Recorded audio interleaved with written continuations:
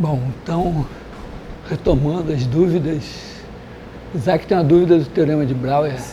Não entendi a demonstração que você fez da outra vez. Então, Teorema de Brouwer.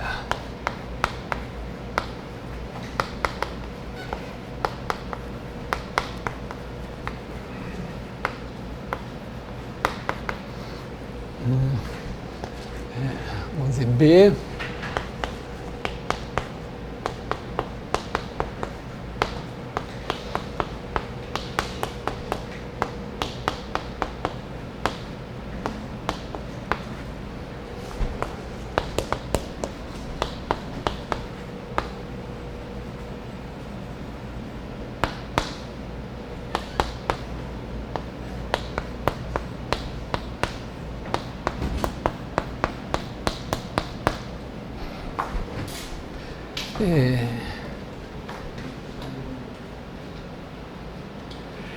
Bom, Teorema de Brouwer versão dimensão 1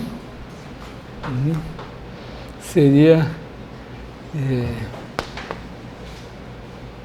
F do intervalo AB, no próprio intervalo AB, não precisa ser o menos 1, que seria o equivalente aqui, né, contínua. Vamos botar assim.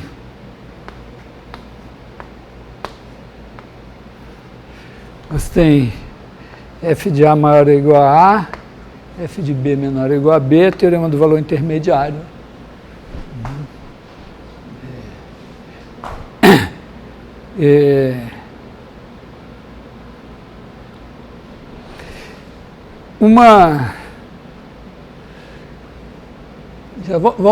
Primeira coisa a observar que esse teorema ele é consequência de um outro que seria o seguinte, né? Se você fizer S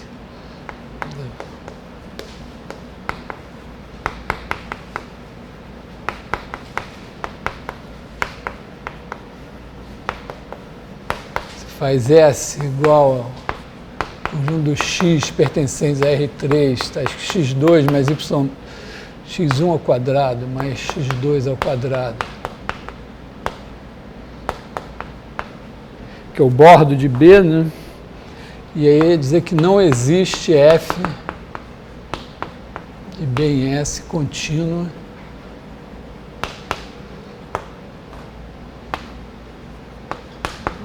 com F de X igual a X para todo X em S.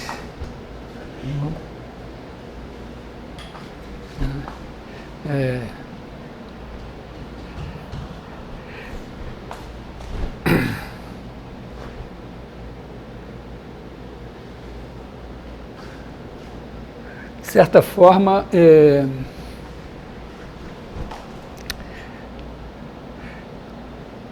isso aqui é igualzinho em qualquer dimensão N. Tá? Por enquanto, vou fazer com o teorema da divergência em dimensão 3 e vamos fazer o caso C1. Tá? Então vamos trocar aqui por C1, aqui por C1. A ideia é que se você mostrar o caso C1, você tem como aproximar funções contínuas aqui por funções C1 aqui. Tem um certo trabalhinho, aquela ideia de convolução. Lembra que eu mostrei que a ideia de você pegar uma função e substituir em cada ponto pela média por uma coisinha bonitinha assim, transforma uma função contínua numa função sem infinito e, na verdade, você pode criar uma sequência de funções sem infinito que convergem uniformemente para a sua função, inclusive nas derivadas. No caso aí não tem derivadas. Em princípio, né, para você tirar essa média assim, é preciso que a função esteja definida em torno do ponto. Então, quando você pega a função definida só na bola, tem, em princípio, dois problemas.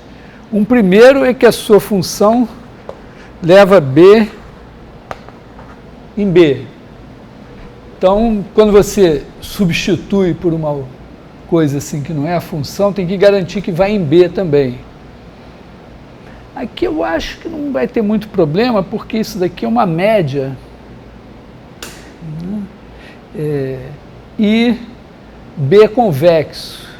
Então, se você tirar uma média de elementos de B, deve dar para provar que vai estar em B. O problema é quando você tira a média de um ponto aqui, perto do bordo. Uma ideia é você fazer o seguinte, estender essa função para R3 inteiro, da seguinte maneira: você pega um cara de R3, se ele estiver na bola, você deixa ele parado. Se ele não estiver na bola, você projeta aqui assim, de maneira que você estende essa função continuamente para R3 e ela toma valores sempre em B. De maneira que na hora que você tirar a média de pontos aqui, ela também vai tomar valores em B e vai, vamos dizer, vai ficar C1 ainda, porque isso aqui era contínuo. Tá? Porque aqui quando você projeta assim, você tem uma função contínua aqui, e aí quando você joga para cá vai ser contínuo. Então, dá para aproximar por coisas C1 que convergem uniformemente para a sua função aqui.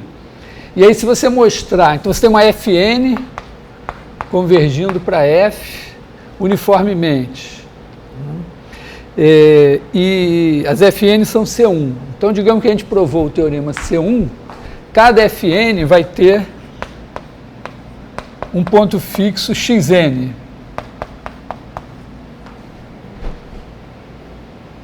Agora a questão é achar um ponto fixo de F. Então, a ideia é que aqui a gente está com Xn, é uma sequência em B. Como aqui é limitado, você pode tirar uma subsequência convergente. Fechado vai convergir para um ponto aqui, que é um resultado mais análise, mas num conjunto fechado limitado, toda sequência vai ter uma subsequência convergente. Aí você pega essa... Então aqui, na verdade, você vai ter uma FNK de XNK igual a XNK. Pode, para não ficar carregando os NK, pode dizer assim, você tem uma sequência FK de XK igual a XK. Esse cara daqui converge para um certo X. Agora tem que mostrar que FK converge para F de X. Aí você tem FK de X menos F de X. Aliás, FK de XK, né, menos F de X. Isso aqui vai ser FK de XK menos FK de X mais FK de X menos F de X. Aí, como a convergência é uniforme, para cá suficientemente grande, isso aqui é pequeno. Então, você pega um K suficientemente grande, tal que isso aqui fique menor que um epsilon sobre 2, dado um epsilon, né? Para K suficientemente grande, isso daqui, pela convergência uniforme, é menor que epsilon sobre 2. E aí, para esse K, quer dizer, para K suficientemente grande, isso é menor que epsilon sobre 2. Aí, para K,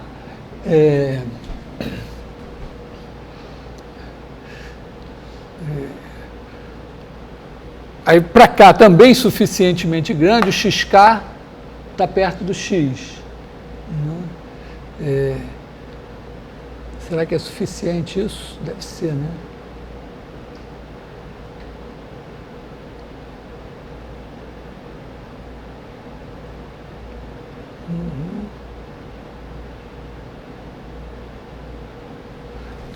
parece uma coisa assim.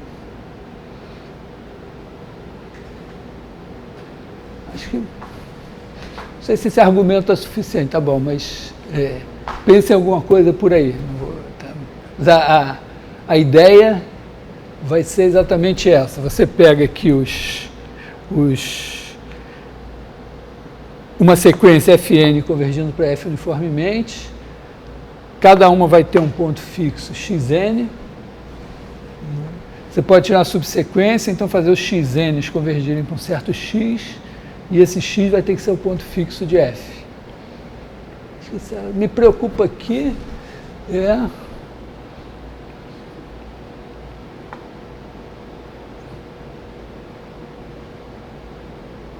porque aqui tem o xk e o x.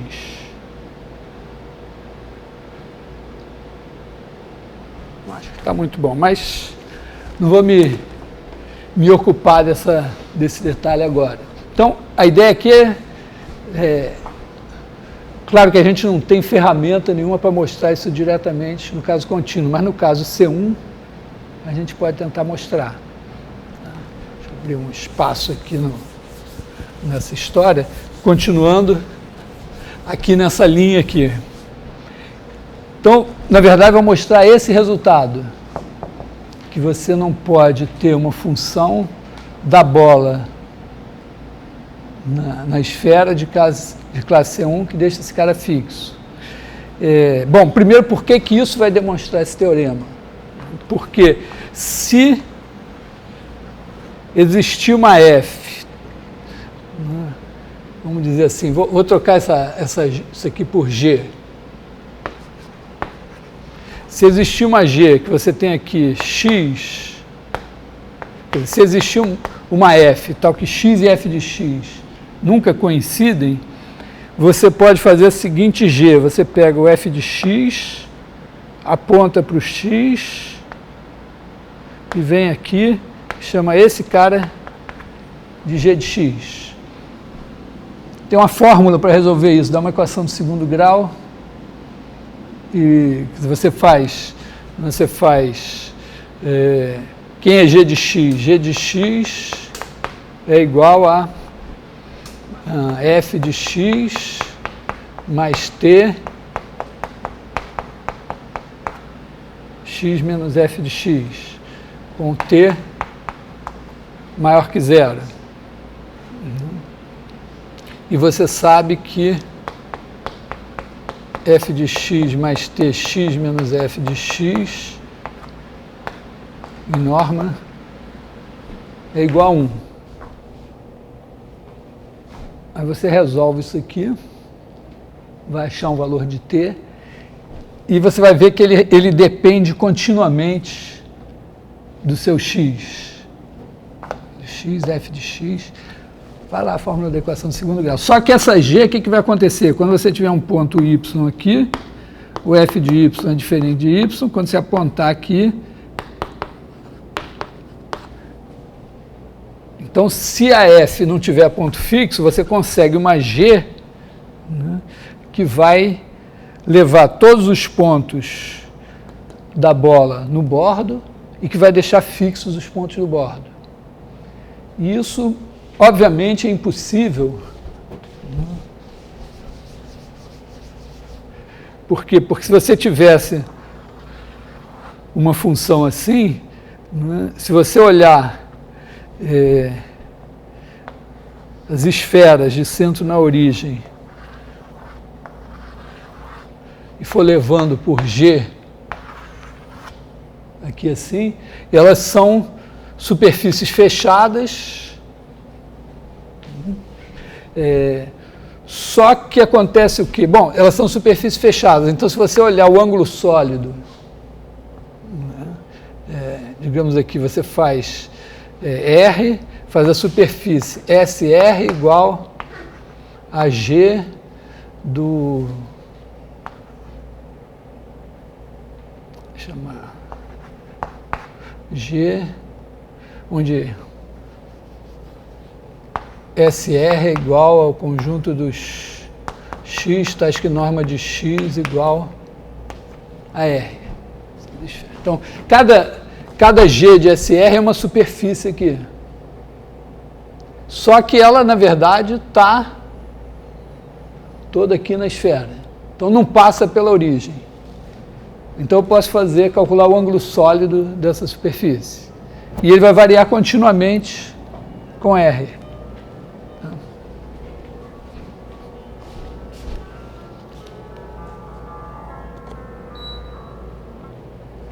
Mãe, estou dando aula.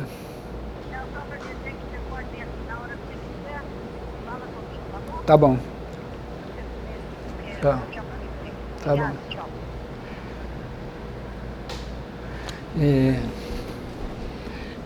Tá, então aqui R vai variando continuamente, SR vai variando continuamente, G de SR vai variando continuamente, não passa pela origem. Então, se você fizer o F de x igual a 1 sobre norma de x ao cubo, x, o fluxo desse campo através dessa superfície varia continuamente. Só que no começo você tem uma superfície degenerada em um ponto, então dá zero. Na verdade, está na cara que tem que dar zero sempre, mas começa dando zero num ponto. Só que quando você faz R igual a 1, você tem exatamente a esfera aqui. E aí essa integral teria que dar 4π. Não pode variar de 0 a 4π sem passar pela origem. Então essa G não pode existir.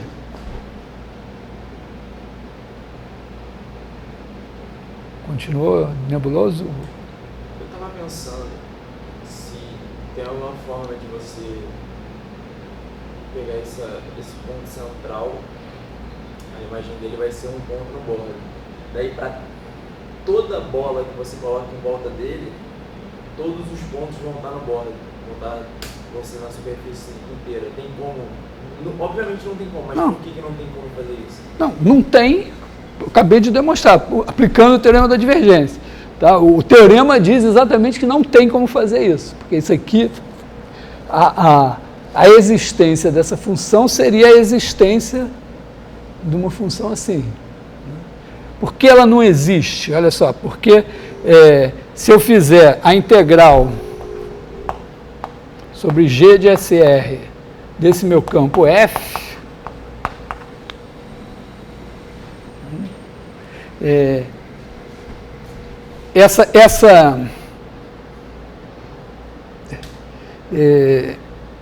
colocando assim, de uma maneira, teorema da divergência, né, você tem aqui, você pode pegar aqui o bloco,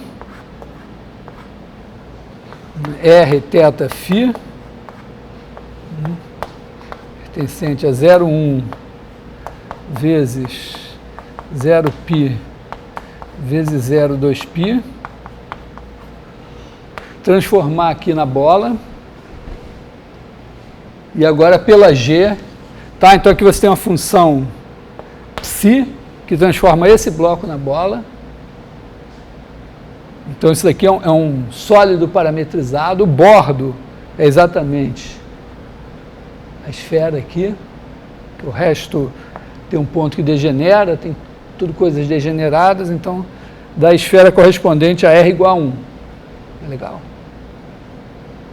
Bom, então você tem a φ aqui, você tem a G aqui. Então, na verdade, né, isso aqui seria a função,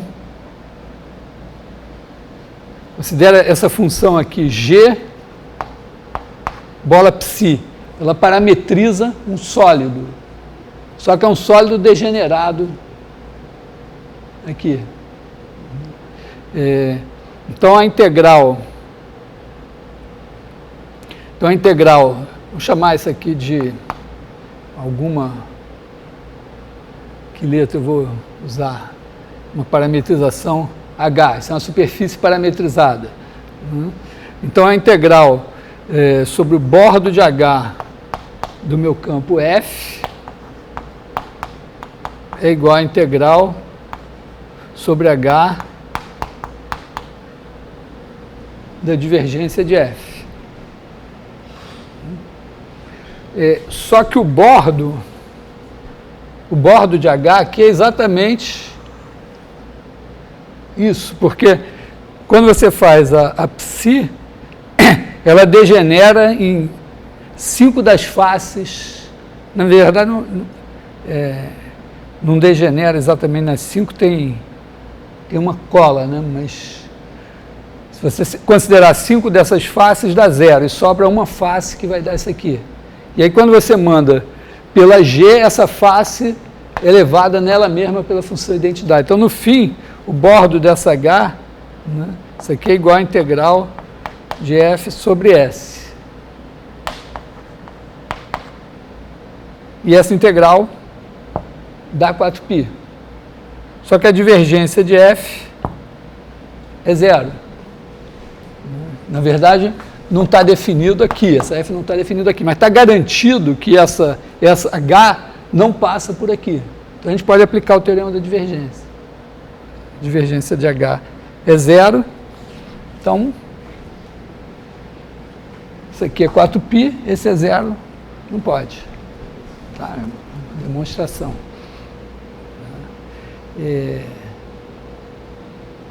A rigor, eu não estava pretendendo falar nisso agora,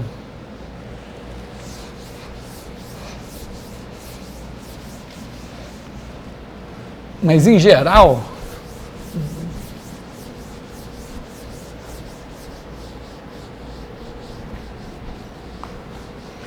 pensando assim, o teorema da divergência, pensando assim, que você tem uma região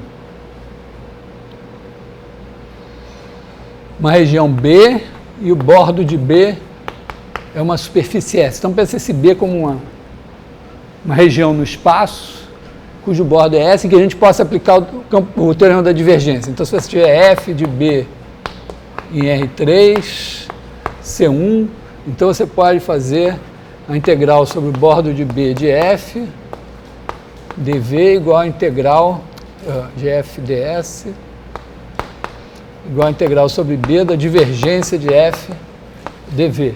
Quer dizer, pensando aqui o nosso teorema da divergência de uma maneira não paramétrica. Tá?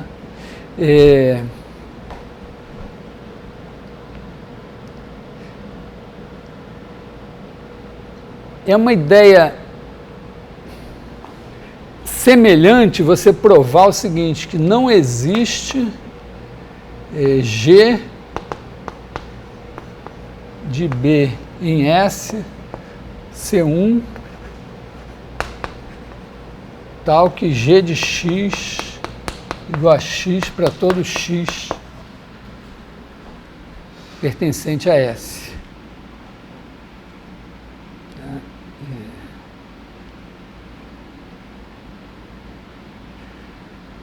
Tem uma maneira similar, né, que é você, na verdade, você constrói um campo F,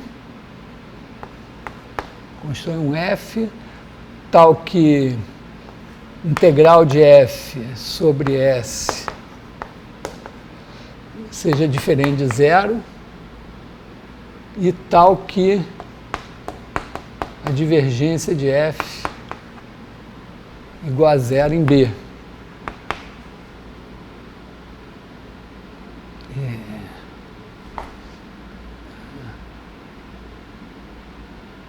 Mais ou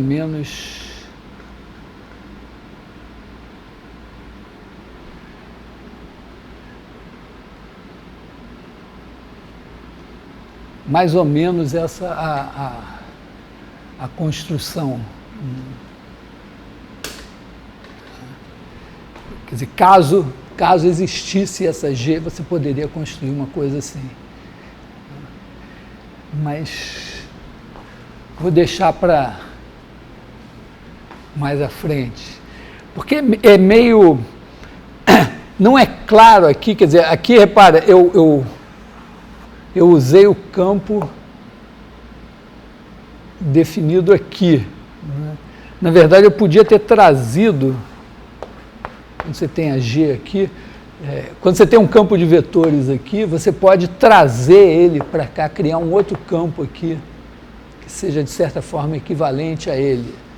No seguinte sentido, que você pegar pegar uma superfície aqui, trazer por G, transformar em outra superfície, integrar F aqui, seria a mesma coisa que pegar, deixar essa superfície aqui, trazer o f e fazer uma integral aqui. É o chamado pullback. Mas ele é uma coisa mais naturalmente definida com formas diferenciais. Por isso que eu não estou querendo falar agora.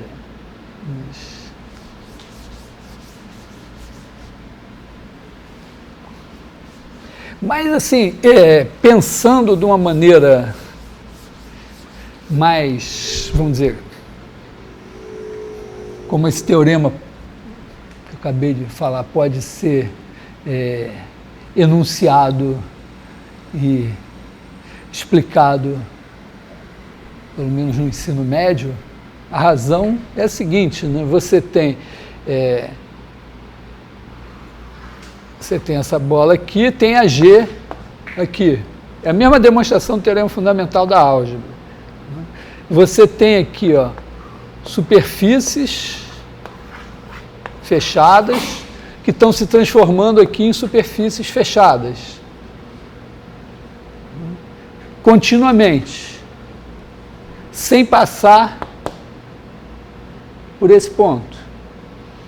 Então, essa integral, né, se você pegar uma superfície qualquer aqui, sigma, integral sobre sigma de f, ds do campo f, lá que esse mesmo f de x igual a 1 sobre norma de x ao cubo, na verdade a integral de f sobre uma superfície fechada mede, né, se eu fizer ainda 1 sobre 4π aqui, a integral desse campo sobre uma superfície fechada dá o número de voltas que a superfície dá em torno da origem. Porque o que esse f faz? Projeta a superfície na esfera unitária e calcula a área. Tá? Você tem aqui a esfera unitária, pega uma superfície sigma aqui, aí você projeta aqui assim, calcula essa área, com sinal. Quando a normal é para cá é positivo, quando a normal é para perto da origem é negativa. Então, quando a superfície é fechada, se ela não envolver a origem, vai dar 0. E se ela envolver a origem, vai dar 4π. Ou, se ela der voltas em torno da origem, certo número de voltas. Então, aqui, quando você pega uma superfície fechada variando continuamente, a imagem dela por uma aplicação C1 vai ser uma superfície fechada que varia continuamente.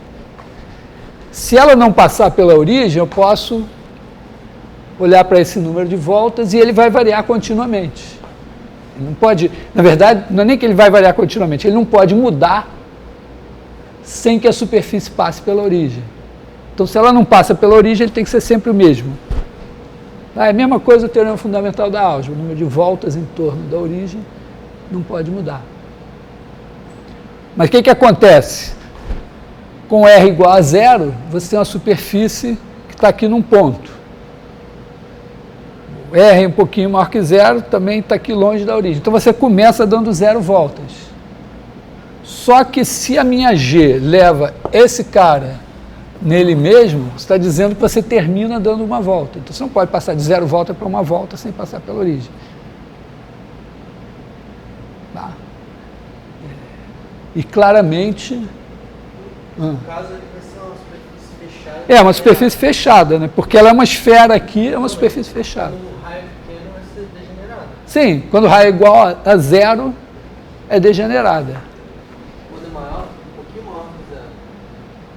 Não, vai ser sempre degenerada, porque nesse caso ela toma valores em S. Então, na verdade, essa integral teria que ser 0 sempre, né? Mas esse 0, não é que ela é degenerada, né? Está claro que ela achatou sobre ela mesma e que tem uma parte da integral que é positiva, outra que é negativa, que se cancelam. Mas isso é mais difícil de você...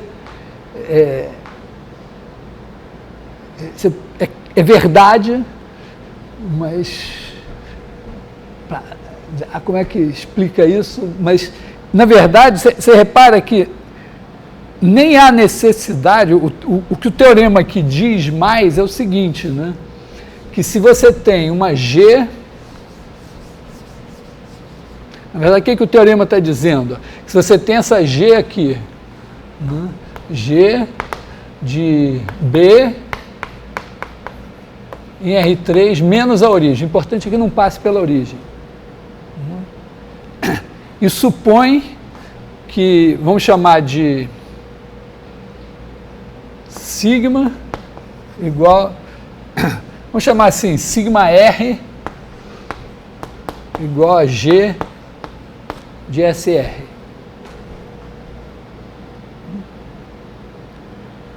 Suponha o seguinte, que a integral sobre sigma 1 de F seja diferente de zero. Esse F aqui. Não importa, mas vamos pensar assim, pensando no colégio. Digamos que esquece esse F e diz só o seguinte, isso aqui significa o quê geometricamente? Significa que está aqui a origem e que essa superfície sigma 1 está dando um número de voltas diferente de zero em torno da origem. Então, ela é alguma superfície, sei lá, que envolve a origem. Então, é muito simples. A G, a sigma 0 é um ponto. Não precisa ser, só essa é degenerada agora, nenhuma outra precisa mais ser degenerada. Essa aqui é um ponto. Então, aqui 0 volta em torno da origem. Ora, se é uma superfície andando aqui sem passar pela origem, como é que ela passa de 0 voltas em torno da origem para um número diferente de voltas em torno da origem? Não pode, só se ela passar pela origem. Então, conclusão, se isso aqui é verdade, então existe x, né? Esquece isso aqui, existe x tal que g de x igual a zero.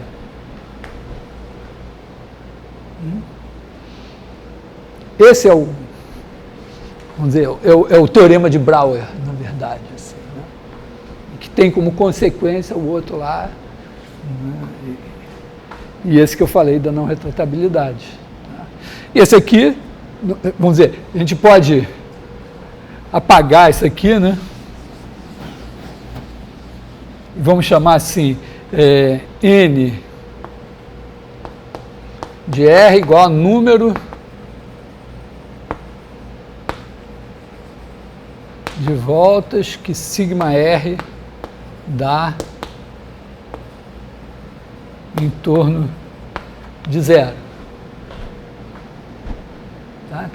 Assim como uma curva fechada no plano, se ela não passa pela origem, tem um número de voltas que ela dá em torno da origem, uma superfície fechada em R3, se ela não passar pela origem, tem um número de voltas que ela dá em torno da origem.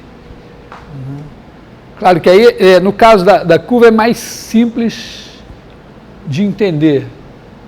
No caso da superfície, você disser, não, bom, o Vitor não está aqui. O Vitor ia dizer, não entendo porra nenhuma disso aqui. Mas digo, então tá bom, pega essa integral desse negócio, dá um número que, agora, eu não preciso nem saber que ele é inteiro, no caso, para usar o... que aqui, eu olho para isso e digo, isso é um número inteiro e ele não pode mudar de zero para um outro número diferente de zero, já que ele vai ter que variar continuamente. Quer dizer, na verdade, pensando em número inteiro, nem preciso pensar varia continuamente. Só digo, não pode, o número de volta não pode mudar sem atravessar.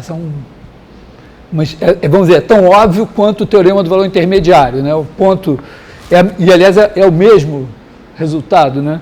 Pensa assim, no plano você tem um ponto aqui, ele não pode, né, tem um de um lado da reta, outro do outro lado da reta. Não pode um passar para o mesmo lado do outro sem que um dos dois tenha cruzado a reta. Então, no fundo, é isso. É como dizer, bom, essa superfície fechada tem o número de voltas que ela dá e isso separa os pontos do plano em regiões que não podem se comunicar sem passar pelo bordo da curva, pela superfície. Né? Então isso aqui, eu diria, dá. Não precisamos de teorema da divergência, nem de nada.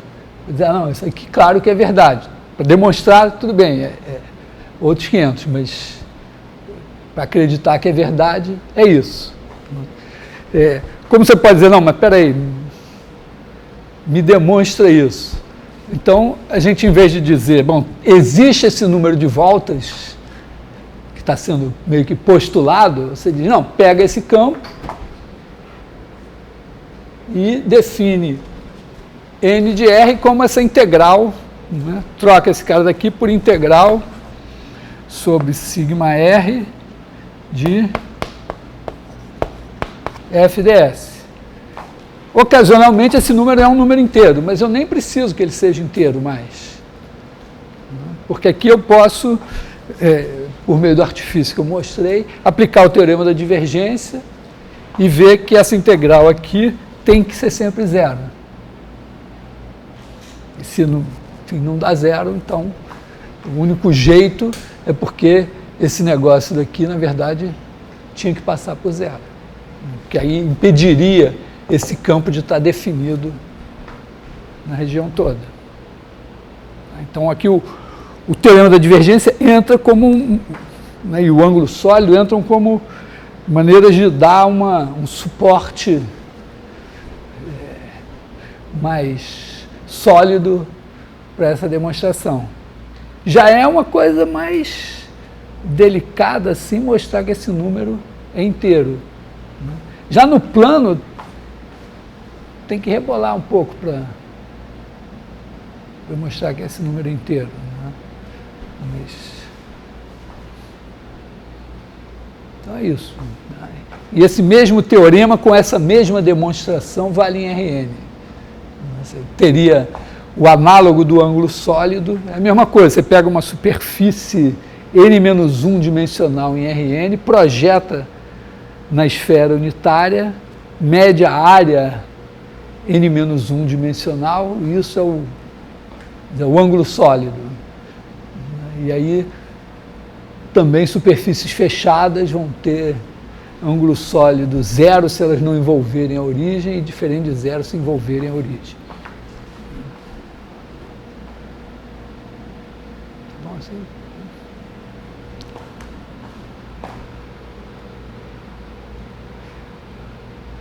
Mas, vamos dizer, sem essa parte da integral, isso pode ser, pelo menos no ensino médio, já pode ser ensinado. Né?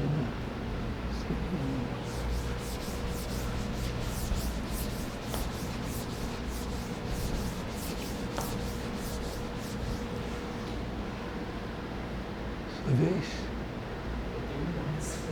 Fala aí, cara, hoje é dúvidas. Então, você tem uma pequena demonstração do teorema da divergência que a gente estava fazendo. Eu entendi direito na hora de você faz o que? A avaliação volumétrica, certo? Aí na hora de botar aqui a derivada em relação ao tempo de jacobiano, de frio, a informação que você fez. Tá, quer dizer, pensando assim, então, Isso na avaliação volumétrica. o teorema da divergência, assim, né? Você tem aqui No fundo, eu fiz aquela derivada do... O que eu não entendi é porque você relacionou a transformação φ com o campo F. Acho que era a mesma coisa que eu fiz na mecânica dos fluidos, só que no caso das equações de Euler, eu peguei um campo de velocidades, né, e ele variava com o tempo. Aqui é uma situação um pouco mais simples, né, você tem F, né,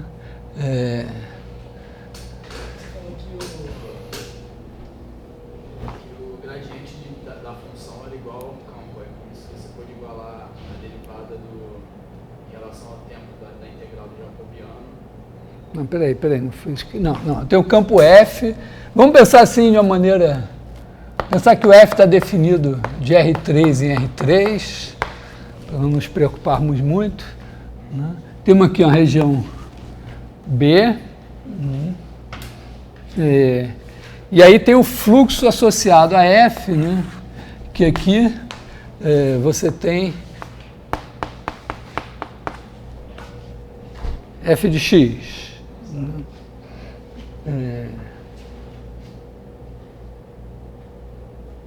E aí nós olhamos, né, para o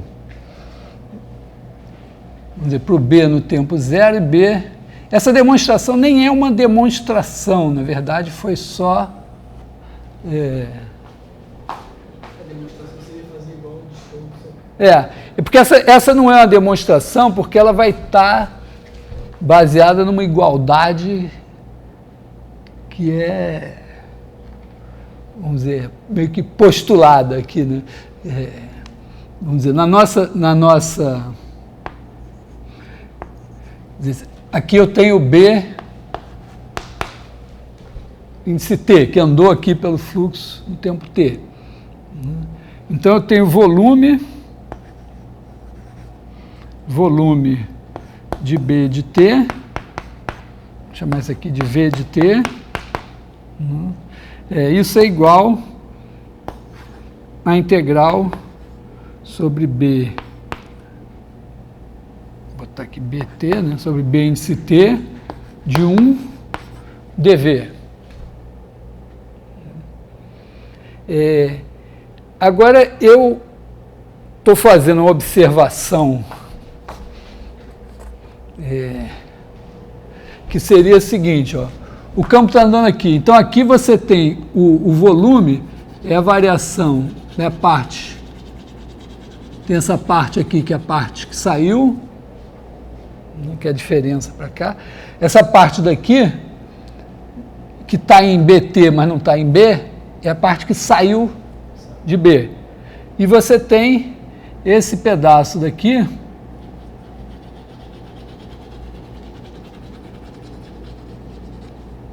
tem uma interseção entre eles, né, que é a parte que entrou em B. Então você pode dizer assim que vamos dizer, V' de T é igual ao limite, vamos dizer, V', eu na verdade estou interessado em calcular em V' de zero, né? V' de zero é o limite quando T tende a zero de V de T menos V de zero sobre T. Eu pensei que você tinha feito uma transformação linear que pega a bola B e leva na B de T, que é tipo uma... Não é linear, ela é... mas tá, mas transformação, cara. É a transformação, calma, nós vamos fazer a transformação ainda. Só quero observar o seguinte, que essa derivada, V' de zero, né, é isso, né? Quer dizer, eu vou pegar o volume de BT menos o volume de B, dividir por T. Né? Mas o volume de BT menos o volume de V, né, isso aqui é igual ao limite quando T tende a zero. Bom, essa parte aqui é comum. Então, não tá, essa parte está em BT, mas não está em B. E essa está em B, mas não está em BT. Né? Então, isso aqui é igual a essa parte aqui, né?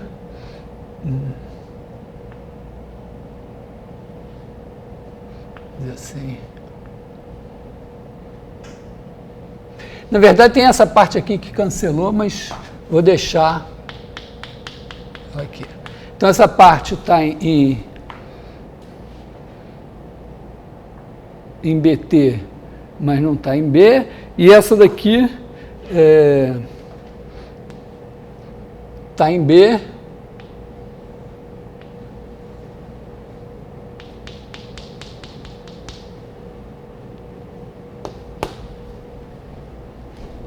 Mas não está em BT. Sendo que as duas têm uma interseção, que é esse pedacinho, né? Tem um pedacinho aqui que é uma interseção que cancela. Né? Bom, mas o que é isso, né? Sobre T? Bom, mas o que é isso aqui, né? Isso aqui é o que saiu da superfície. Se você olhar a superfície B e olhar o fluxo do campo, é o que saiu através de S menos o que entrou. Mas o que saiu é a integral. É a integral. Ou ainda, quer dizer, o que saiu menos o que entrou, na verdade, é o fluxo, é o que passou através de S,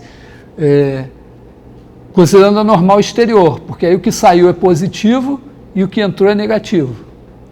Então, se eu fizer o que atravessou S com um sinal correspondente à normal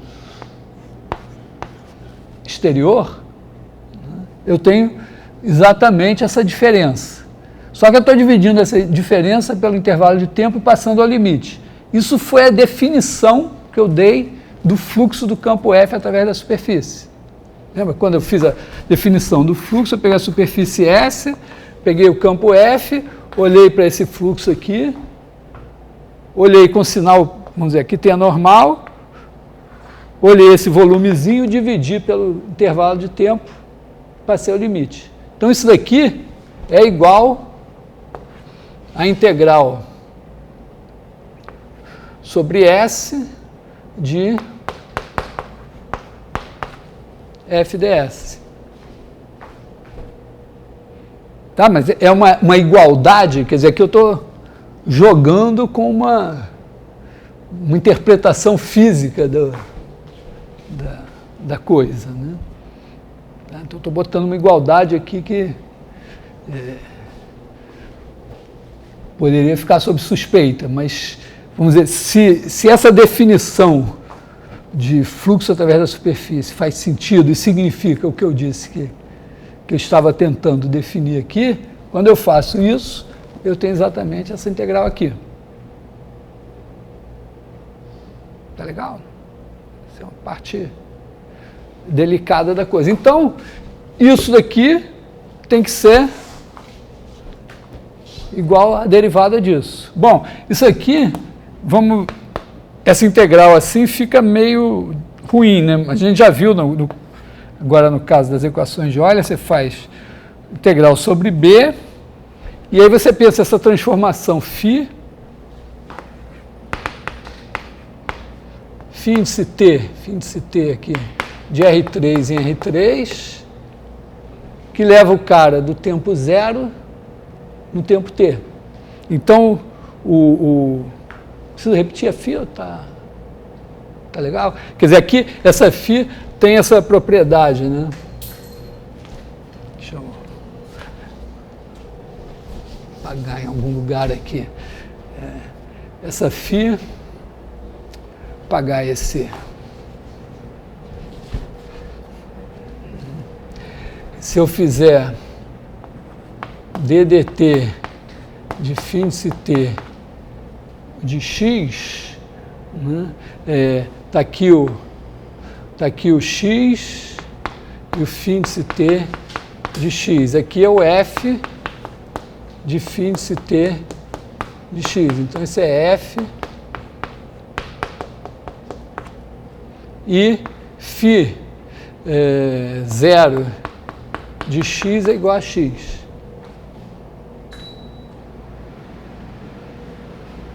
Não está funcionando. Se quiser abrir a porta e a janela. Tá legal? A φ corresponde a essa equação diferencial, a solução dessa equação diferencial.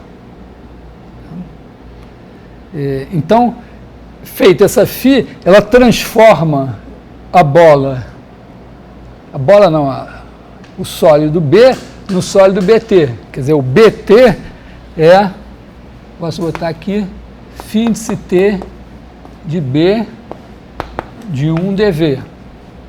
E aí eu uso a φ como mudança de variável, eu trago essa integral para B.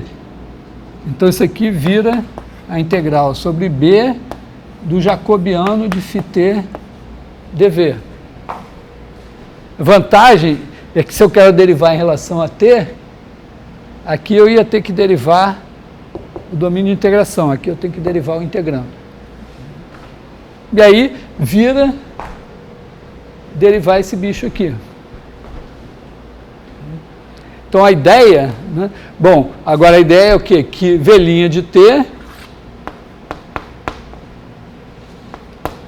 que eu já cheguei à conclusão que era isso, é igual a integral sobre B da derivada em relação a t do jacobiano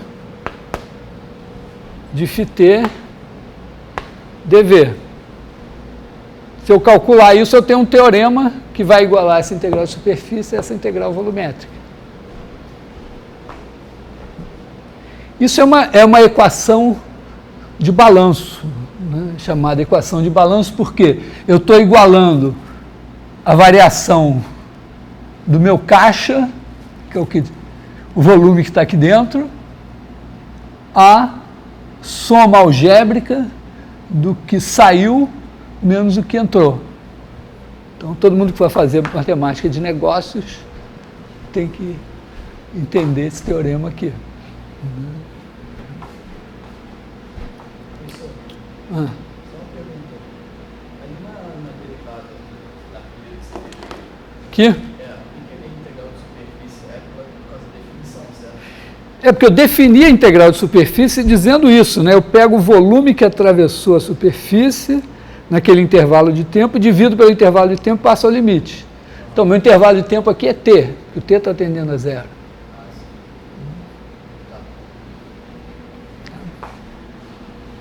Então, tem que fazer isso aqui.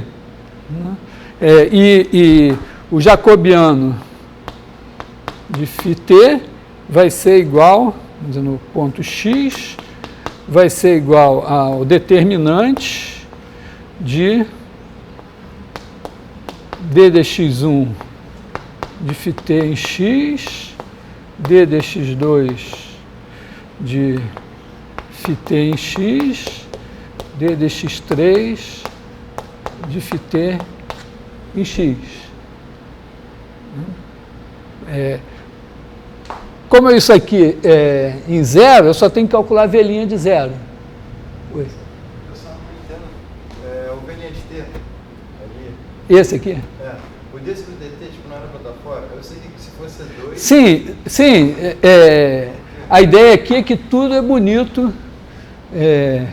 Então, a φ é tão diferenciável quanto eu quiser.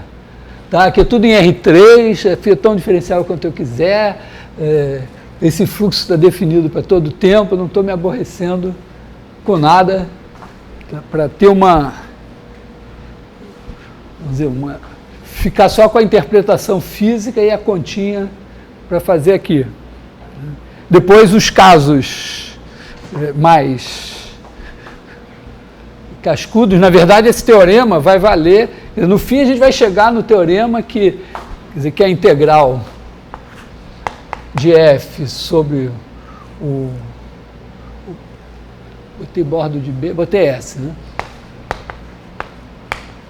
É igual a integral sobre b da divergência de f dv. Isso aqui vai valer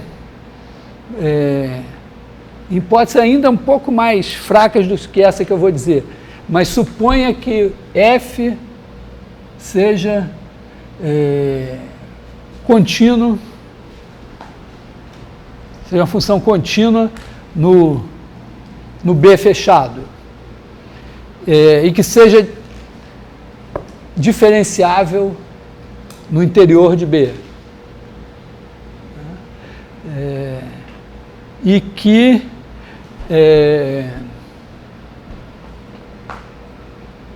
bom, aí essa integral faz sentido aqui, né? E suponha, então a divergência, f é diferenciável, a divergência de f está definida ali em todos os pontos, supõe que ela é uma função integrável em B. Integrável no sentido que é limitada, integral própria, tá? Integrável em B. Então, essa igualdade vale. Então, na verdade, não precisa nem ser diferenciável, pode ser um pouco menos do que isso. Então, toda essa história aqui ficaria meio difícil de... teria que rebolar mais, eu não tenho teoremas para ficar derivando coisas assim aqui dentro. Mas essa é uma demonstração bonitinha, legalzinha, que dá para a gente entender essa ideia. Né? Então, supõe que a φ pode derivar aqui quanto você quiser, que vamos precisar de segunda derivada, é verdade. Né? Então, meu f aqui será C2, tudo bem. Também estou usando o teorema que garante a existência dessa φ, a diferenciabilidade dela, que é o teorema de equações diferenciais, que também não é simples. Então, é só isso, deriva esse bicho. Né? Então, o que a gente tem que fazer? A gente tem que calcular, daqui a gente vai ter o determinante da derivada disso em relação a t, né? Então, d2 dt dx1 de φt em x, d2 não, d dx2 de φt, d dx3 de φt, mais determinante, aí d dx1, d2 dt dx2, d dx3, mais o determinante de d dx1, d dx2, d2 dt dx3. Aí você você troca a ordem das derivadas, usa isso aqui, né? E aí vai em frente. Vai em frente, acho que é a mesma coisa que eu fiz na aula passada. Ou então aproveita, faz, no fim você faz t igual a zero, né? Quer dizer, aqui você vai ficar com uma... Nesse caso, né, essa conta fica um pouco mais simples. Aqui, trocando a ordem e derivando, você vai ficar com determinante da derivada em relação a x1, da derivada disso em relação a t. Então, isso aqui vai ser f de φt de x. E aqui você vai ficar com d dx2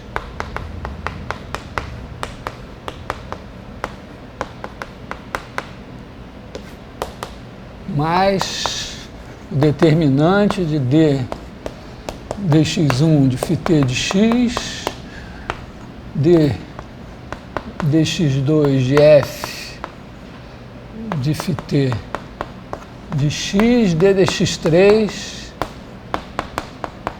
de φt de x, mais de φt de x, d dx2 de φt de x, d dx3 de f de φt de x. Só que você quer calcular isso para t igual a zero. Oi? Você não definiu f, na verdade, sendo que é como se fosse velocidade? Sim. Então você não pode falar que o gradiente de φ é f ou não? Não, você tem isso assim, ó. Tá aqui x, aí esse aqui é o φt de x. Você está olhando aqui o rio e tem um campo de velocidade que é sempre o mesmo. Aí você pinga o cara aqui no tempo zero, pinga uma bolha de tinta aqui no tempo zero, melhor um cisquinho assim, tá? Tempo zero, mas a bolha também é bonitinha. Bom, aí você vê ele andando, né? No tempo t ele veio parar aqui. Então o que você sabe? Que você aqui, você está com a velocidade f de x. E que aqui você está com a velocidade f de φt de x.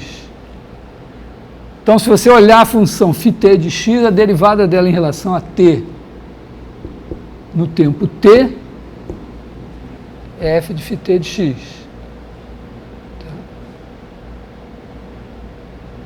Tá? Bom, então ficamos com esse bicho aqui, só que nós queremos ver linha de zero. Então, faz t igual a zero. Com t igual a zero, a gente ganhou o seguinte, a função φ0 de x é a função identidade. Então, a derivada dela em relação a x1, né, por exemplo, quer dizer, aqui você vai ter a derivada em relação a x1 de f de x. A derivada, isso aqui é identidade, então isso aqui é o E2.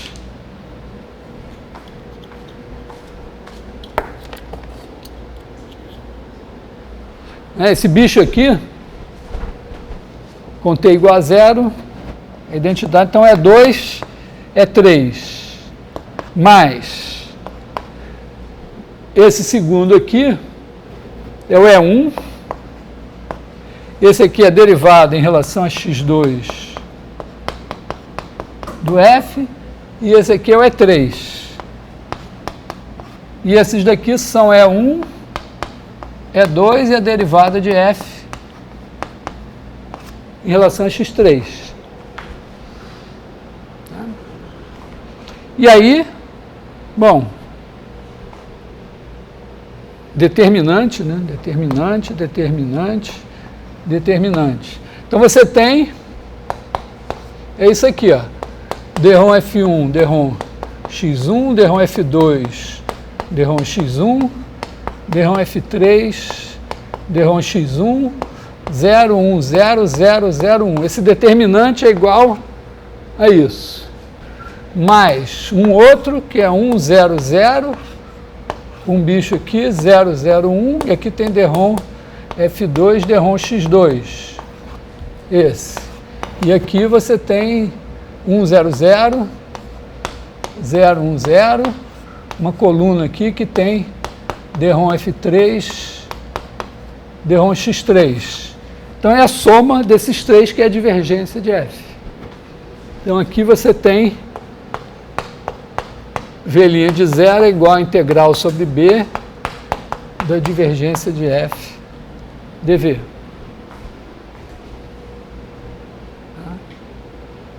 Então é uma visão meio uma interpretação mecânica, né? Você tem um campo de vetores constante passando aqui, o fluxo da superfície aqui é igual, do campo aqui é igual a variação, taxa de variação volumétrica. E a gente fez essa mesma coisa na aula passada com a mecânica dos fluidos, só que em vez de ser o campo F ser constante, ele dependia de T e ainda tinha uma densidade de massa, então a gente fez a variação de massa. Só que ali a gente aplicou o teorema da divergência.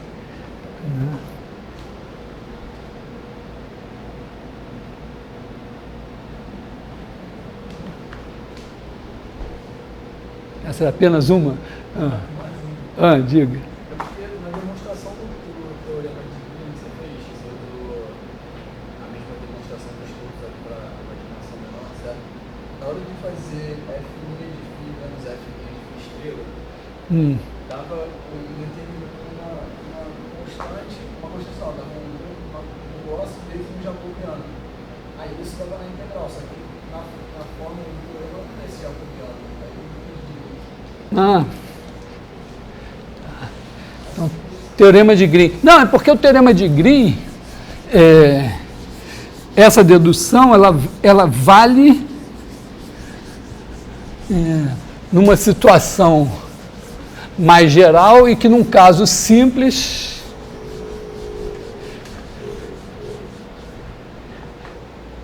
não tem o jacobiano, vamos dizer assim, né? Aqui a ideia era a seguinte, né? A gente pegou de novo, vamos pegar aqui o campo F de... Bom, vamos fazer esse mais simplesinho, né? F de ômega em R2, ômega é um aberto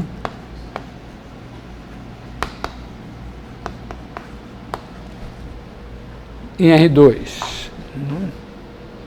E a gente tem aqui vamos fazer assim, tem aqui o ômega. Acho que eu vou fazer a demonstração. Aí pega aqui um quadradinho, vamos botar aqui ST, botar aqui 0, 1, botar aqui AB, não precisa tanto, mas para dar essa sensação assim, aí você olha aqui, para cada S, você olha para essa curva, sem índice S, e aí você tem essas curvas aqui, andando aqui assim, definida por uma certa φ aqui, né? Então, φ, aqui o 0,1 é só psicológico, né?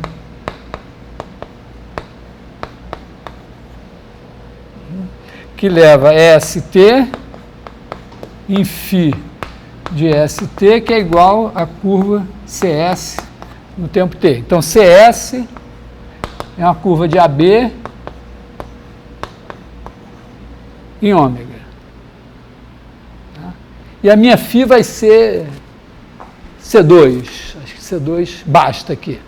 Então eu vou olhando, eu vou olhar o que está acontecendo com a integral de linha de F sobre CS. Né? Então eu chamo I de S igual a integral sobre CS do meu campo F, que é igual a integral de A até B de F, bom, CS de T é φ de ST, e a derivada a velocidade de CS é a derivada em relação a T disso aqui. Então, isso aqui, dρ φ, dρ T de ST dt. E aí eu vou derivar aí. Então, I' de S. Então, eu derivo isso aqui dentro do sinal de integral, já que F é C1, φ é C2. Posso derivar, estou num compacto e tal, integral. Ou mesmo que eu tivesse reservas em relação a isso, vamos dizer, em alguma, com hipótese suficientemente forte, eu devo poder fazer isso, e aqui é aula de cálculo, e tudo pode. Não, tudo não, mas mais ou menos assim.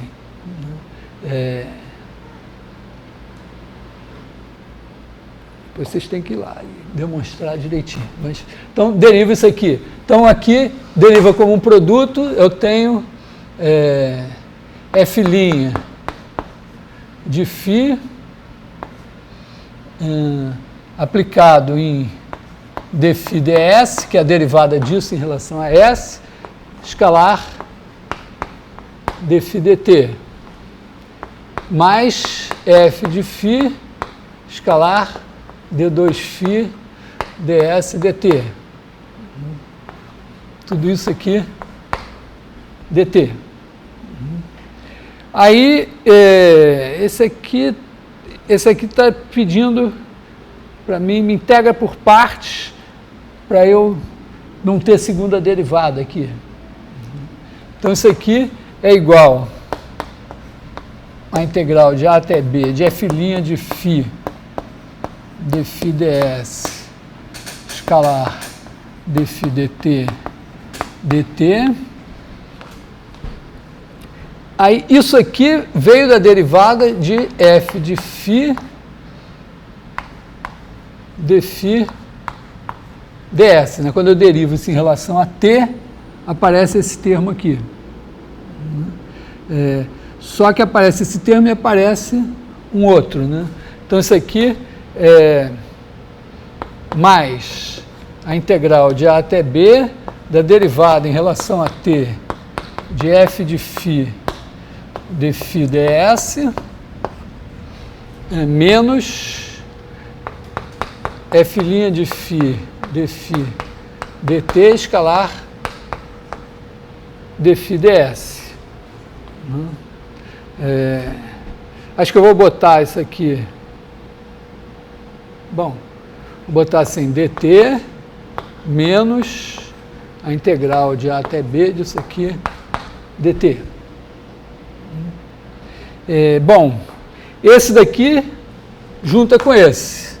Então, isso aqui é igual a integral de a até b de f' de φ dφ ds dφ dt menos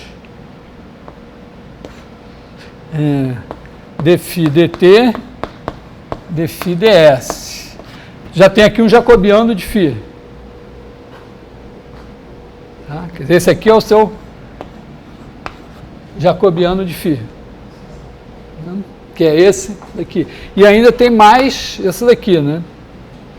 Isso daqui é essa coisa calculada em B menos ela calculada em A. Então, isso aqui é F de φ de SB dφ ds de SB menos F de φ de SA dφ ds de SA. Bom, isso é a derivada de I. Então, agora eu aplico o teorema fundamental do cálculo. Né? Então, aqui, agora eu faço que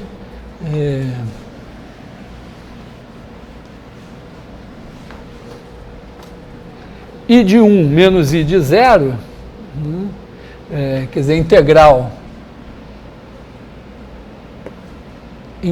sobre C1 de F menos a integral sobre C0 de F, que é igual a I de 1 menos I de 0, é igual a integral de 0 a 1 de I' de S ds, que vai dar aqui uma integral dupla, né? Então é igual a integral de 0 a 1, integral de A até B de F' de φ, jacobiano de φ, dt ds. Isso daqui, ó, φ de SB dφ ds de SB é isso aqui, né? T igual a B me dá. Aqui é S igual a 0, aqui é S igual a 1, e aqui, essa aqui é T igual a A. Então, corresponde a isso, isso, isso e isso. Então, mais duas integrais de linha aqui. Então, vou apagar isso.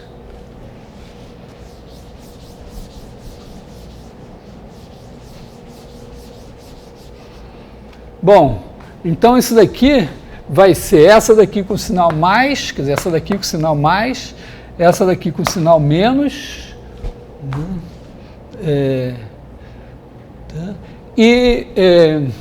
Essas duas aqui, tem essa que estava aqui do lado de cá com sinal mais, quando ela passar para cá, ela fica com sinal menos. E a outra que estava lá com sinal menos, que era essa, passa a ficar com sinal mais. De maneira que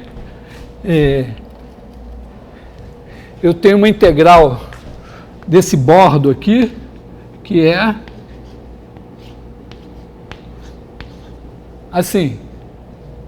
Então, vamos chamar isso de integral. Vamos chamar esse cara aqui de R, de retângulo, integral sobre o retângulo, né, sobre o bordo do retângulo, de F. Vai ser igual a integral sobre a integral dupla. Vamos botar duas cobras excepcionalmente hoje, hein? Integral dupla sobre R de F' de φ. Acho que eu vou até manter Não, deixa assim, f' de φ de ST, jacobiano de φ em ST, vou botar ds dt, para ficar mais bonitinho. Então, o que eu estou dizendo? Que se eu fizer essa integral de linha, que é a integral aqui, né? Essas integrais aqui no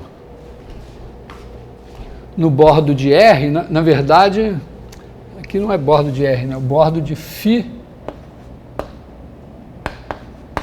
de R, né? Porque estou botando o sinal aqui para ficar mais simples, mas a integral é aqui, né?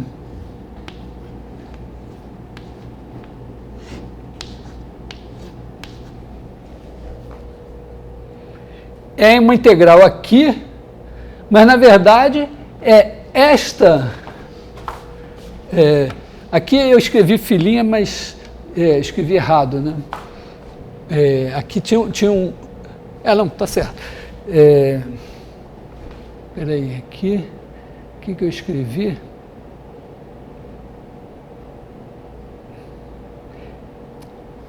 Peraí, eu escrevi. Quando eu escrevi, fiz uma coisa leviana aqui. O que eu tinha aqui era f' de φ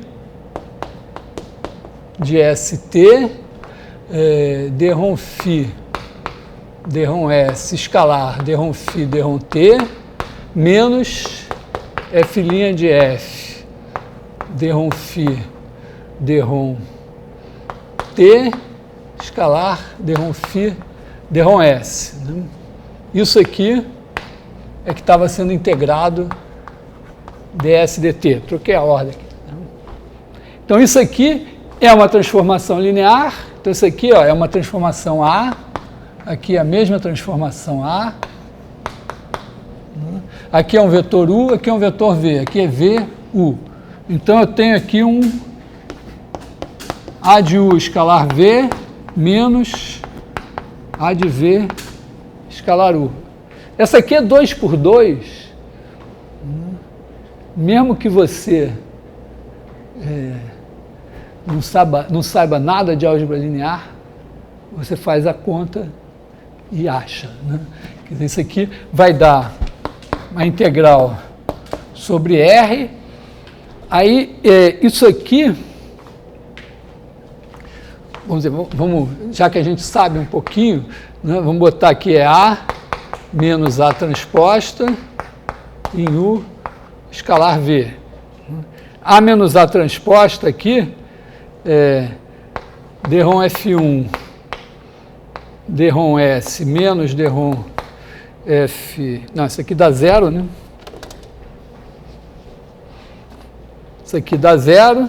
Aqui a gente tem d-rom F2 d-rom S menos d-rom F1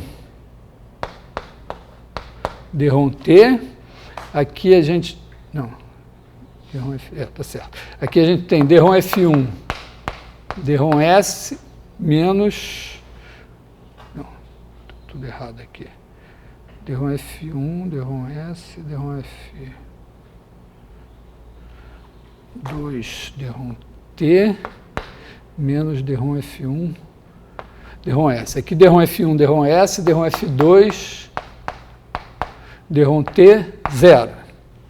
É o mesmo número, só com o sinal trocado. Aí você multiplica isso aqui por U1, U2, e escalarmente por V1, V2. Aí daí esse vezes U2 vezes V1. E esse vezes U1 vezes V2. Então vamos pegar esse, d-rom F2, d-rom T. D-rom T não, né? Porque T e S são variáveis aqui, né? Vamos botar X e Y, né? Y e X aqui. X e Y, né? Então, d-rom F2 certo isso? Não, aqui é d-rom F1.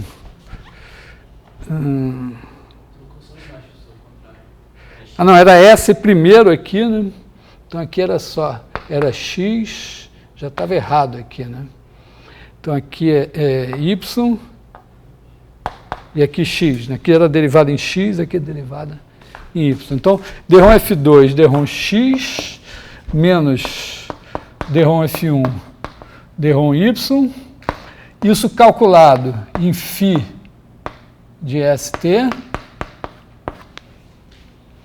e multiplicado pelo que saiu daqui, que era esse vezes o 1 vezes V2, né, menos ele mesmo vezes o 2V1. Então, o 1V2, bom, o 1V2 é dρ φ, dρ S, dρ φ, dρ T, menos dρ... aqui era dρ φ, o 1 é dρ φ1, dρ S, dρ φ2, dρ T, dρ φ1, dρ φ1, dρ T, dρ φ2, dρ S. Tá, esse aqui é dρ φ1, dρ S, esse daqui é dρ φ2, dρ S, que são as derivadas em relação a S, esse é dρ φ1, dρ T, dρ φ2, dρ T. Então, deu esse daqui vezes esse daqui vezes esse, está certo, né? ds dt. Então, isso daqui é o jacobiano. Acho que ele é o contrário, né? Do F2, dρ S, dρ φ1, dρ T, no primeiro. Aqui? Não, né? Porque o positivo é o desse daqui, né? Vamos pegar esse aqui como positivo. Porque aí faz esse, né, vezes esse, mais 0 vezes esse.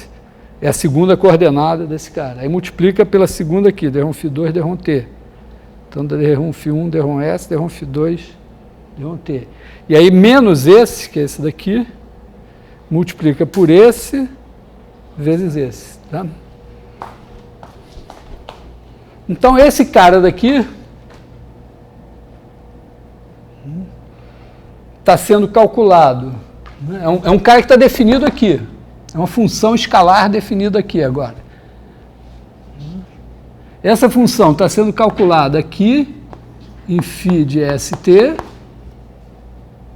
multiplicada pelo jacobiano de φ de ST e sendo integrada aqui. Então, se essa φ for uma mudança de coordenadas com jacobiano positivo, isso aqui é uma integral aqui, simplesmente desse cara. Tá? Quer dizer, se eu chamar essa região aqui de D, e φ tiver jacobiano, vamos dizer, for um difeomorfismo com jacobiano positivo, então eu poderia dizer que essa integral dupla sobre D de dρ F2, dρ x, menos dρ F1, dρ y é igual a integral sobre o bordo de D de F.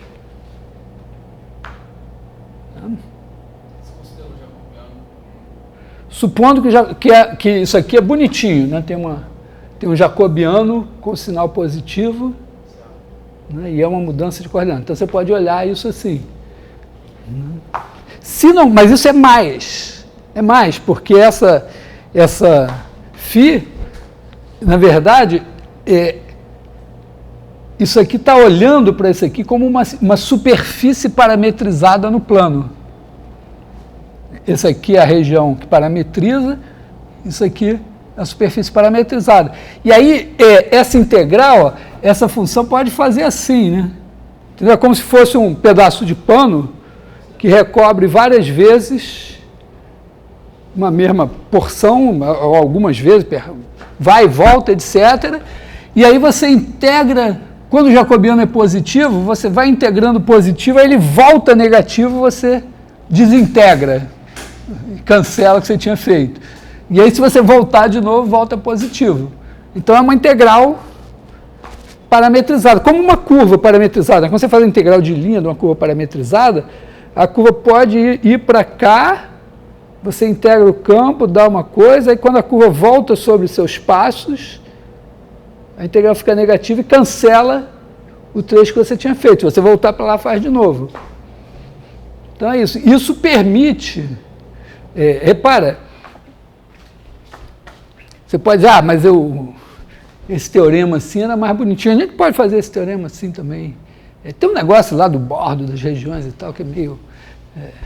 mas, supondo, vamos dizer, quando você faz uma mudança de variáveis típica, você pega um retângulo e faz a mudança de variáveis. Quando é uma integral que você calcula. É claro que você pode dizer, mas eu posso ter uma região que não é exatamente assim. Bom, aí você parte ela em pedacinhos e faz. Mas considera isso assim. Por outro lado, tem situações em que você quer realmente fazer uma curva andar, né, e ela dá várias voltas. Por exemplo, quando a gente pensa no...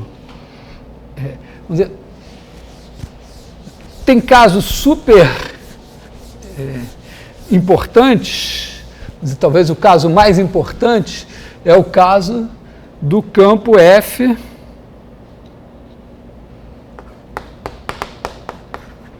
de R2 menos 0, 0 em R2, que leva XY em 1 sobre x2 mais y2 menos yx.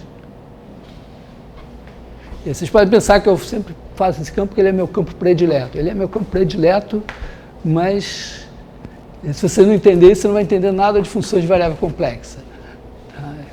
Esse campo aqui funções de variável complexa, vamos dizer, o básico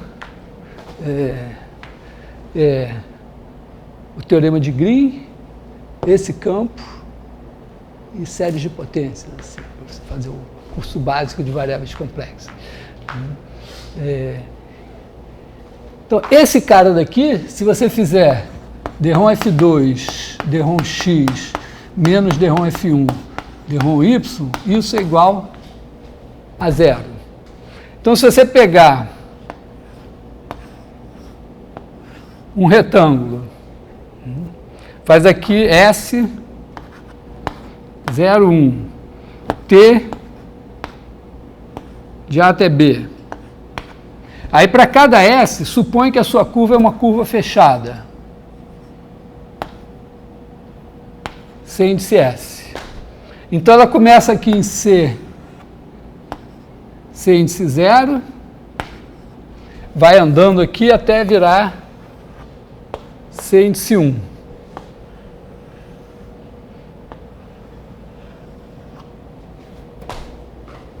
Aí, na hora que você faz o bordo disso, isso aqui é a sua φ, não importa o que aconteceu aqui no meio. Na verdade, essa figura aqui é uma figura bonita, mas ela podia ser assim, ó, C índice 0, podia ser uma curva fechada assim. E a C índice 1 podia ser uma curva fechada assim. E aqui no meio, essa curva vai dar um jeito de se deformar nessa segunda φ. Tá? A φ constrói aqui, isso é uma superfície parametrizada no plano, que eu não quero nem saber como ela é. Por quê? Porque o bordo dessa região vai ter a parte correspondente aqui a C1, menos a parte correspondente a C0, e essa parte daqui e essa daqui correspondem à emenda, que tem duas curvas iguais. Então, essas duas se cancelam. É como se fosse um cilindro. Então, essa cancela com essa é a C1, essa é a C0. Então, você vai ter integral sobre C1 de f menos a integral sobre C0 de f é igual a integral sobre de 0 a 1, de A até B, integral de 0 a 1, de dρ F2, dρ x menos dρ F1, dρ y, jacobiano de φ, ds, dt. E eu não quero nem saber porque isso aqui é zero. Então, essa integral é igual a essa. Isso aqui está dizendo que quando você move uma curva fechada no plano, né, de maneira C2 aqui, porque foi assim que a gente fez. Move uma curva fechada no plano,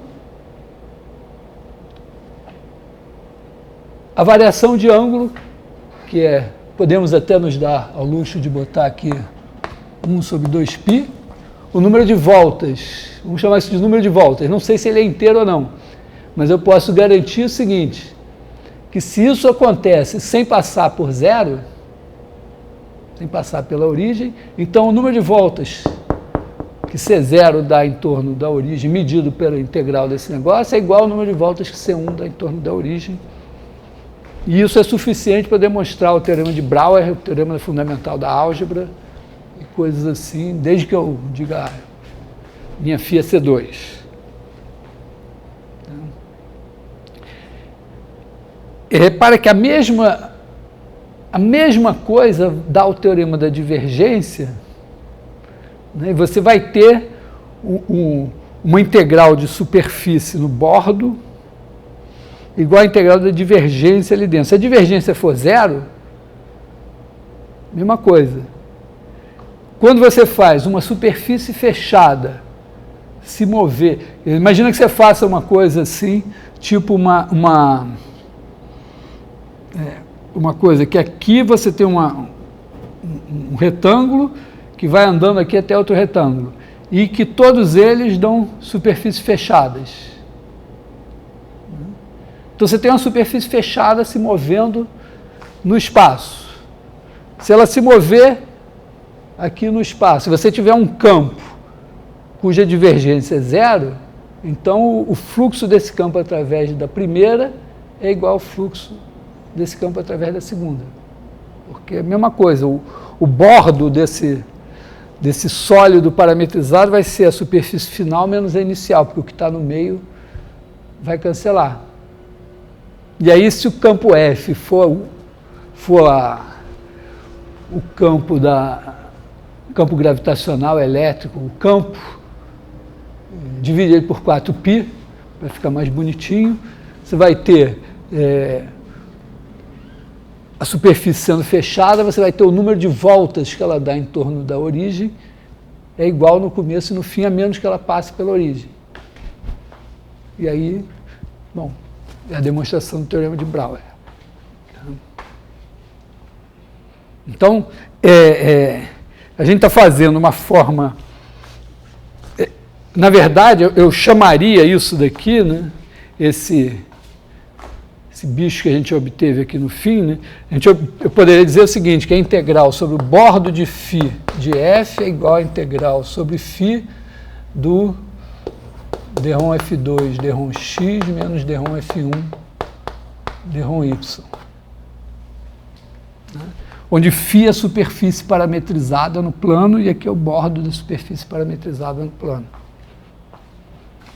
Quando ela for a φ for uma parametrização, né, que transforma esse cara daqui numa coisa assim, preservando a orientação, então é a integral aqui, né, pensando o bordo com a orientação positiva nesse sentido. Você anda pelo bordo e vê a superfície à sua esquerda.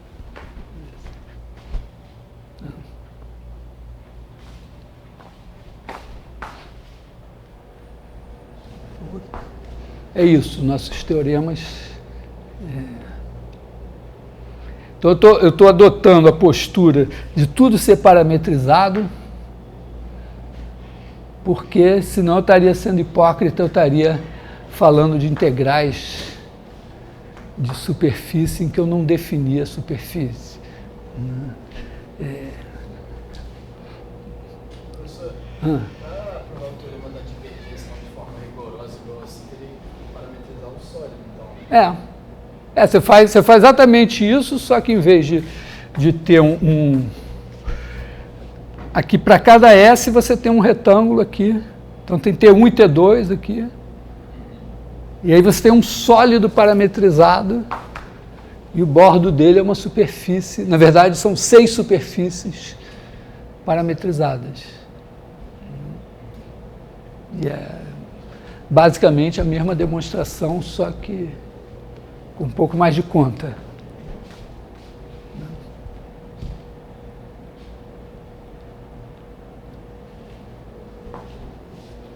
Terceira dúvida? Já foi?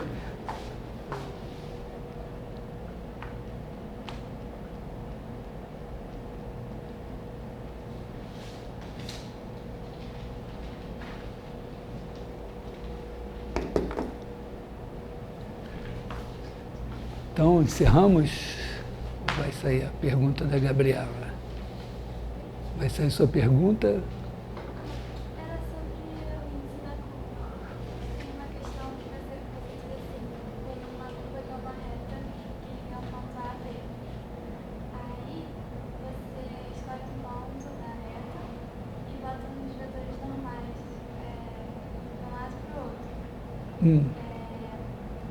Aí você falou para fazer o índice da curva com relação ao ponto que sai nesse vetor, porque ele é um múltiplo de epsilon.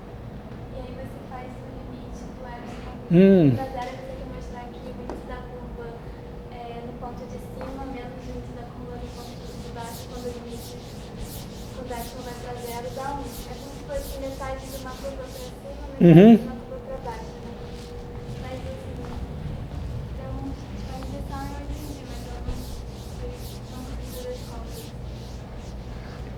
Não sei se eu sei fazer as contas. Vamos ver. Era assim uma curva, né? Aí tem um ponto aqui. Primeiro você pede para fazer uma reta mesmo, aí depois você fala para generalizar. Tá bom, vamos fazer para a reta, pensar no caso da reta. Você tem uma reta aqui assim, né? Um segmento, né? E aí você tem um ponto aqui assim.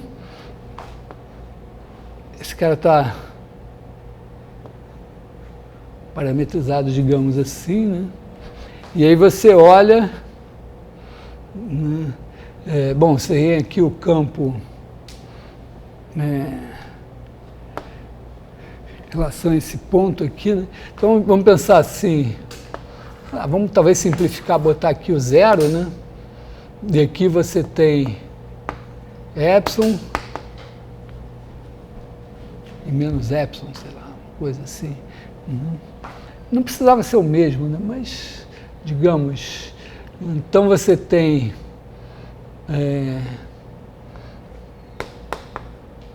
F1 é igual a 1 sobre x mais epsilon ao quadrado mais y2 x mais epsilon, não, menos y x mais epsilon, e o outro aqui, o F2, é igual a 1 sobre x menos epsilon ao quadrado mais y2 menos y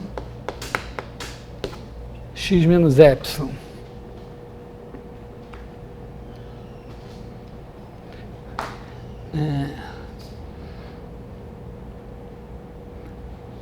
Bom, vamos minimamente entender assim, né? Quer dizer, quando você olha daqui, você olha, vou fazer uma ampliação um pouquinho assim, né? Botar aqui e aqui assim. Aí você olha essa curva andando assim, você tem esse ângulo. E olhando para cá, você tem esse ângulo. Então, esse daqui, se eles tiverem a mesma distância, tudo bonitinho, né? Aqui você vai ter um ângulo alfa e aqui você vai ter menos alfa. Então você vai ter 2 vezes alfa. Claro que quando esses pontos tendem um para o outro, alfa tende a π. Então isso daqui tende a 2π.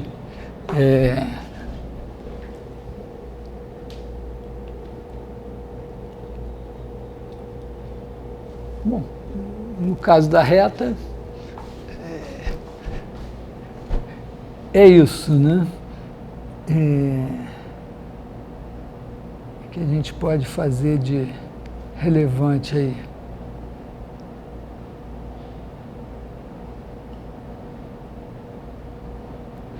Basicamente, colocando assim, no caso da reta, vai ter uma simetria perfeita, né?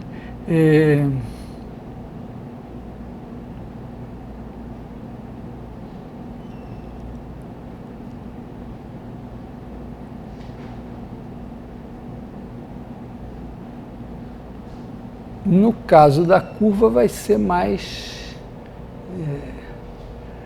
chatinho, né?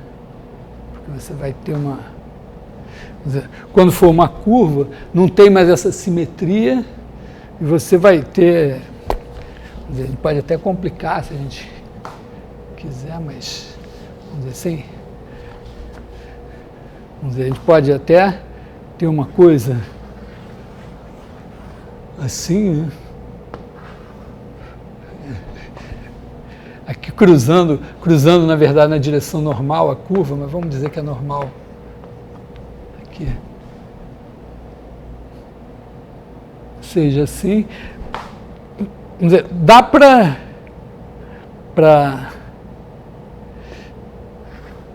entender, né?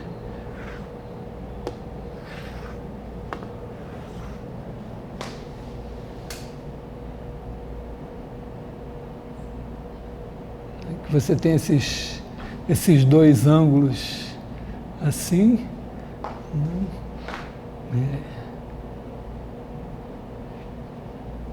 E que quando eles fecharem, a figura vai ser essa assim, né? Sendo que esse de cá vai corresponder a esse e o de lá vai corresponder a esse, né? Agora, as contas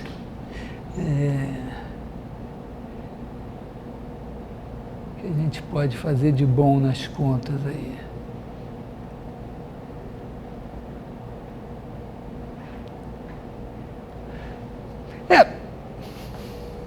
Talvez, não sei se as contas ficam fáceis ou se é melhor olhar para esses 2 círculos aqui, né?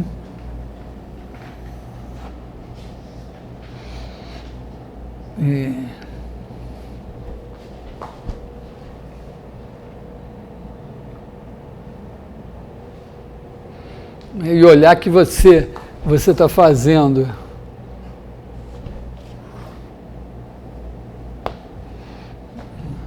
vamos dizer, nesse de cá, esse daqui é esse, né? Você está fazendo essa integral, vou botar uma cor aqui,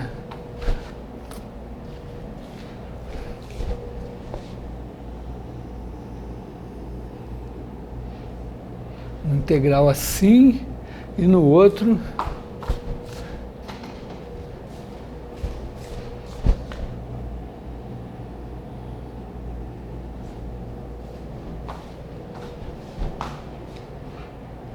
e que no limite essas 2 curvas vão se encontrar e fazer uma curva fechada.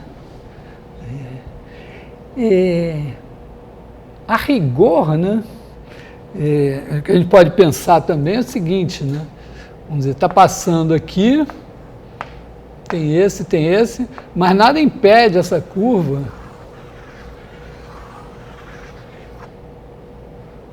de fazer assim, aí dá um número de voltas aí que seja diferente, vamos dizer, seja um múltiplo de 2π, né? Dá para ter isso com curva aberta também? Provavelmente, né?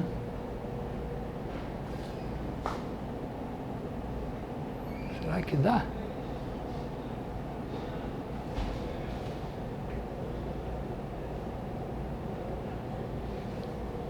Talvez não, né? Porque aí...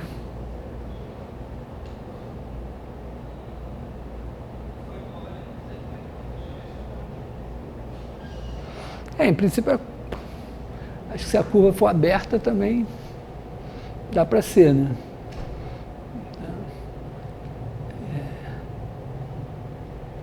Pensando aí que talvez a gente possa mostrar um múltiplo de 2π. Eu não sei se esse é o caminho, se o caminho das contas dá certo. Talvez o caminho das contas não seja tão... Você tentou assim escrever e tal? Botei na origem. Hã? Eu não fiz na origem. Botando na origem deve pelo menos ajudar um pouquinho, mas...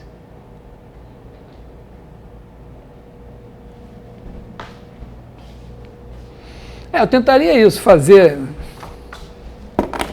tentaria fazer as contas com essa simplificação aqui e ver se as contas são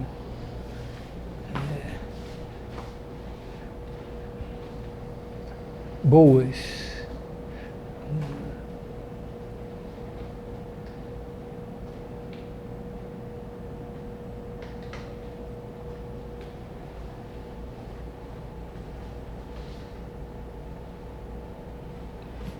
Epsilon.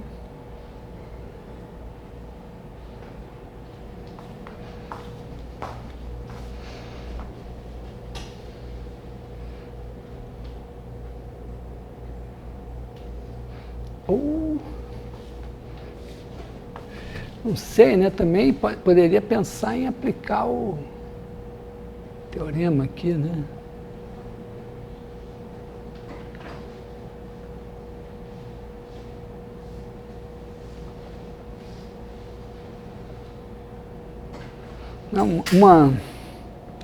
Pensando numa outra ideia, né?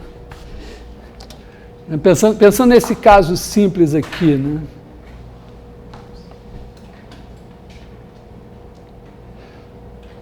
Pensando nesse caso simples aqui, você pode fechar a curva também.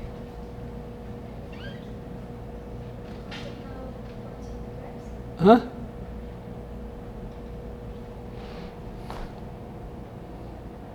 Se você fechar essa daqui vai ficar 0, tem essa aqui.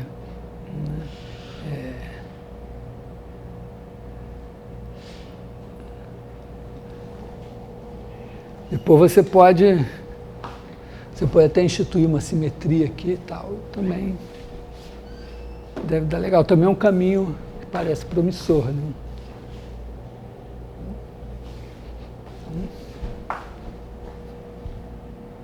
Uma boa questão, né?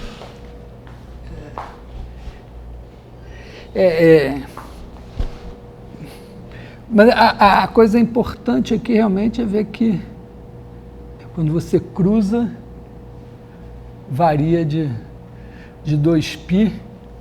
E mesmo no caso, até porque tem umas coisas que a gente faz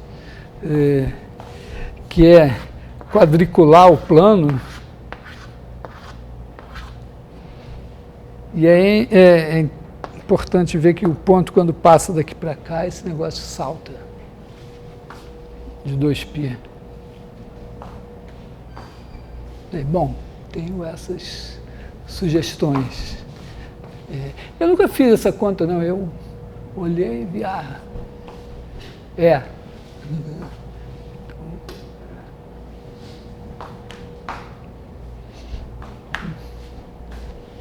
Vamos ver se até quinta não tiver saído. Pode ser que a gente tenha que dedicar a aula de quinta a tentar fazer isso, né?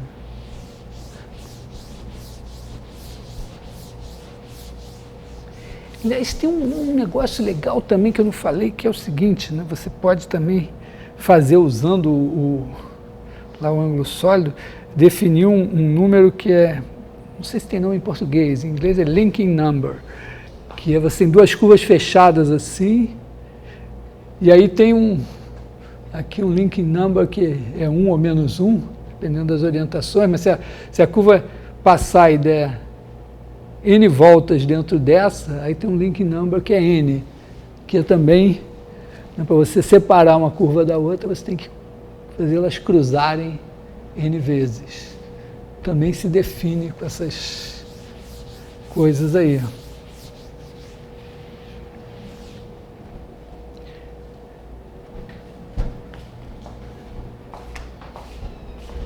Então é isso.